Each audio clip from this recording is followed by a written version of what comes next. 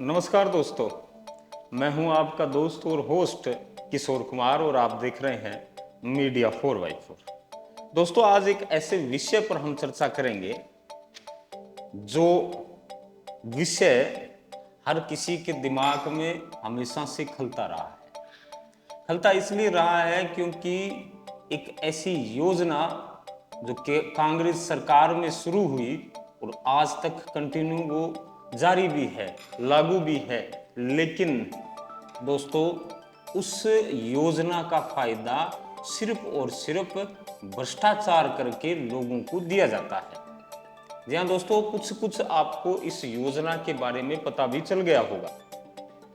मैं बात कर रहा हूं राजस्थान और पूरे भारत में चल रही मनरेगा कार्यक्रम के तहत जो योजनाएं होती है उनकी। नरेगा कार्यक्रम कांग्रेस सरकार ने शुरू किया, बीजेपी सरकार बनी, लेकिन इस योजना को कभी बंद नहीं किया गया। ये जारी रहा। शुरुआती दिनों में हर गांव, हर मोहल्ले में इसका असर दिखा था, क्योंकि मनरेगा के तहत गवर्नमेंट काम करवाया करती थी। लेकिन अब क्या हो रहा है?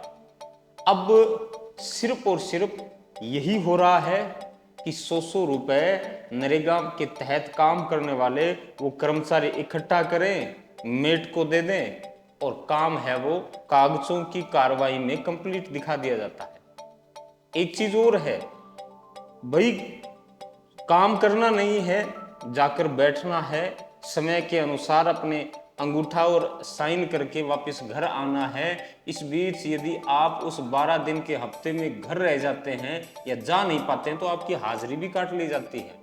देखिए, इस चीज में गवर्नमेंट है या गवर्नमेंट के जो नुमाइंदे हैं, गवर्नमेंट के जो अधिकारी हैं, वो ईमानदारी दिखा रहे हैं, हाजिरी काट रहे हैं।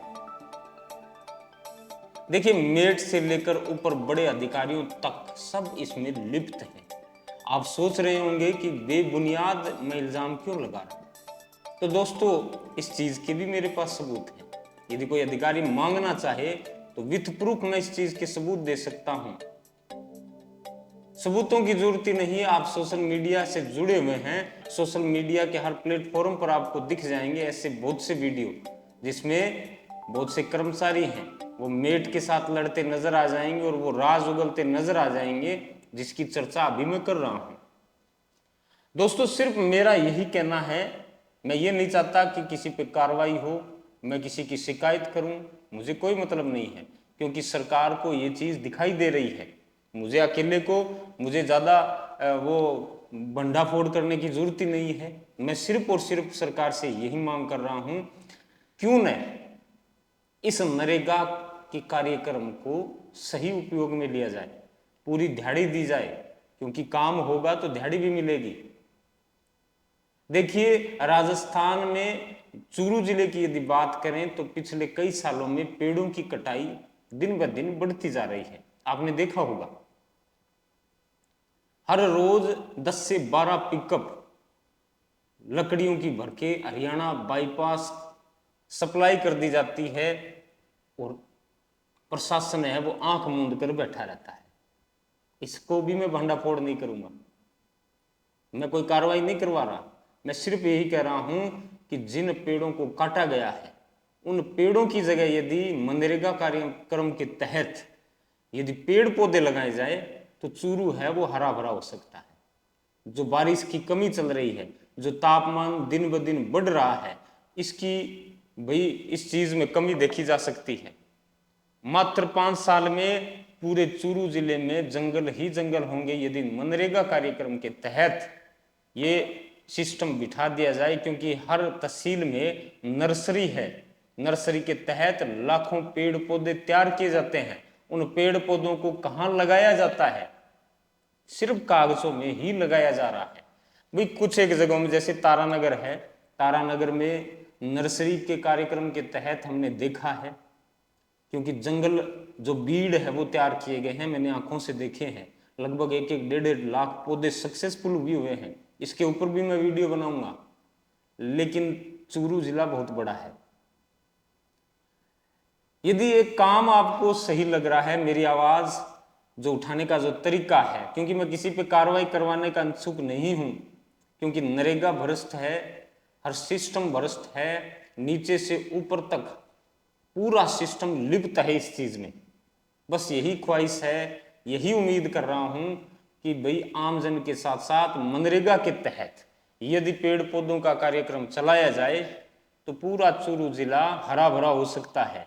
जो बारिश की कमी चल रही है, जब किसान को जरूरत है, बारिश की जरूरत थी, पिछले 10 दिन पहले जरूरत थी, तापमान इतना बढ़ा कि जो बिजाई हुई थी वो पूरी की पूरी चौपट हो गई। कितना बड़ा नुकसान, आप सोचिए, करोड़ों का नुकसान है, किसानों को कितना बड़ा नुकसान हुआ है। दोबारा बिजाई करनी पड़ेगी, दोबारा बिजाई तब होगी जब बारिश होगी। मानसून चल रहा है, इस मानसून में भी पूरी बारिश है वो नहीं मिल पा रही है, पूरा जो पानी है वो नहीं मिल पा रहा है। बस यही कारण है कि बादल चूरू के ऊपर नहीं मंडरा रहे। इसलिए नहीं मंडरा रहे क्योंकि यहां पर हरियाली का नामो निशान भी नहीं रहा। इस हरियाली को दोबारा परिपूर्ण किया जा सकता है सिर्फ और सिर्फ एक ही काम से, वो है मनरेगा के तहत पेड़ पौधों का कार्यक्रम। प्रत्येक मेंबर को डेली 10 पौधे दे दिए जाएं। 12 दिन का या 15 दिन का, 16 दिन का हफ्ता आप लगाते हैं, उस हफ्ते में डेली यदि एक व्यक्ति को आप 10 पौधे देते हैं तो 16 दिन की आप सोच लीजिए कितने पौधे लगेंगे एक व्यक्ति के। पूरे चूरू जिले में कितनी नरेगा चलती है, भी ज्यादा नहीं तो मैं मान के चल रहा हूं लगभग 4 या 5 हजार कर्मचारी जो मनरेगा के तहत काम करते हैं। यदि वो चाहें और वो सोचें इस बात को, तो सोचिए कितने पेड़ पौधे लगेंगे। अब आप सोच रहे होंगे कि इतने पौधे लग गए, उसके बाद क्या होगा? उसके बाद अगला हफ्ता लगेगा, कंटिन्यू हफ्ते लग रहे हैं। अगले हफ्ते में आने वाले लोगों से पानी लगवाया जाए, उनकी गुड़ाई करवाई जाए, उनकी देखभाल। यदि 5 साल लगातार, भाई पिछले 20, 25, 30 साल से नरेगा चल रही है, तो 5 साल में क्या पौधे सक्सेस नहीं हो सकते? हो सकते हैं। इस आवाज को आप भी बुलंद करिए, शेयर के माध्यम से शेयर करिए। शेयर करके आप इस कार्यक्रम के भागी बन सकते हैं। अपने चूरू जिले को फिर से हरा भरा बनाने में सहयोग करें। इस आवाज को उन प्रशासन तक पहुंचाएं जो आंख मूंद कर बैठा हुआ है। उम्मीद है कि आप इस वीडियो को इतना फैलाएंगे कि जल्द से जल्द चूरू में मनरेगा के तहत इस कार्यक्रम को शुरू किया जाए। आज के लिए बस इतना ही, फिर मिलेंगे एक नई और शानदार जानकारी के साथ। बहुत बहुत धन्यवाद। जय हिंद, राम राम।